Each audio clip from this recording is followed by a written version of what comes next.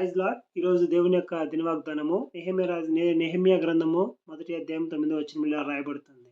అయితే మీరు నా వైపు తిరిగి నా ఆజ్ఞలను అనుసరించి నడిచిన యెడల బుద్ధిగాంతముల వరకు మీరు చెదరగొట్టబడినను నేను మరలా మిమ్మల్ని తీసుకొని వస్తాను. గొప్ప మాట చెబుతూ ఉన్నాడు.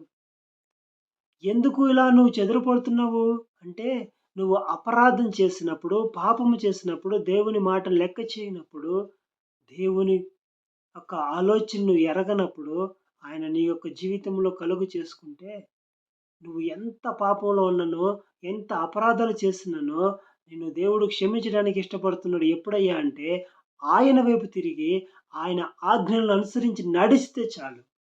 నువ్వు ఏ స్థితిలో ఎక్కడ పడిపోయినానో, ఇంక నా చేతిలో ఏమీ లేదు, అంత సమస్తము కోల్పోయాను, అంతా అయిపోయిందని చెప్పి నువ్వు ఎప్పుడైతే అనుకుంటావో నువ్వు నిజమైన పశ్చాత్తాపం కలిగితే కంపల్సరీగా నువ్వు బూదిగాంతముల వాటికెళ్ళిపోయినాను ఆయన లేవనెత్తుతాడు.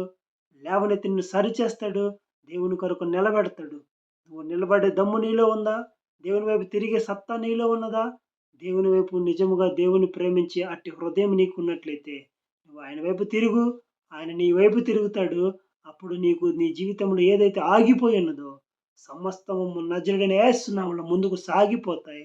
నీ జీవితంలో ఏదైతే బలహీనతలు ఉన్నాయో, ఏదైతే అవమానాలు, నిందలు, హేళనలు పడుతున్నావో వాటన్నిటిని ఆయన తొలగించేసి నిన్ను గొప్పగా చేసి తన కుమారుడిగా నీకు ఒక ముద్ర వేస్తాడు.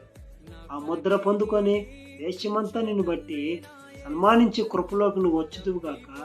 దేవుడు చేయి కార్యములన్నిటిని నువ్వు పొందుకుందువుగాక. ఆమేన్.